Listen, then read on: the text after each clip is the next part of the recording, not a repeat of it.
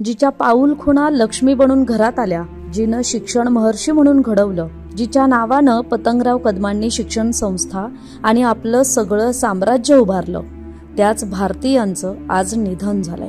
भारती महेंद्र लाड अल्पशा आजारानं निधन पावल्या. महाराष्ट्राचे माजी वनमंत्री, काँग्रेसचे दिवंगत नेते पतंगराव कदम यांच्या त्या कन्या. भारती लाड यांनी वयाच्या 53व्या वर्षी अखेरचा श्वास घेतलाय. त्यांच्या अकाली मृत्यूनं कदम आणि लाड कुटुंबावर दुःखाचा डोंगर कोसळलाय.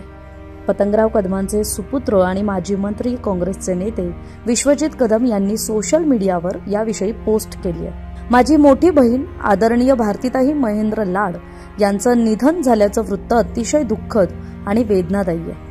आजवरच्या वाटचालीत त्यांचं पाठबळ, प्रेम आणि स्नेह नेहमीच ऊर्जादायी राहिलं.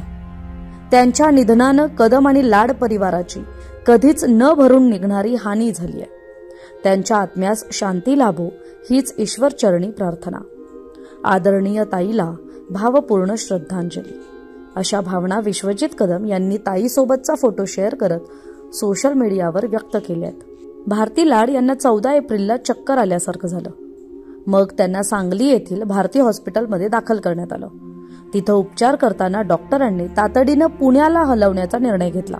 मग सांगलीतून हेलिकॉप्टरनं पुण्याच्या भारती हॉस्पिटलमध्ये दाखल करण्यात आलं. यात त्यांची किडनी निकामी झाल्याचं सांगण्यात आलं.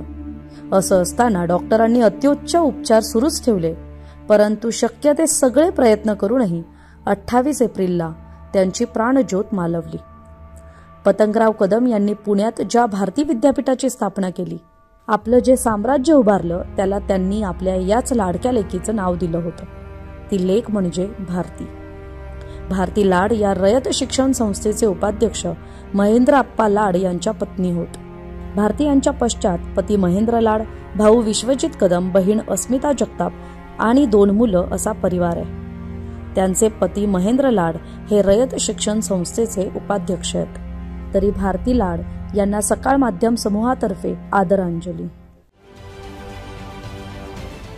महाराष्ट्रातील सर्व बातम्यांचे विश्वासार्ह व्यासपीठ.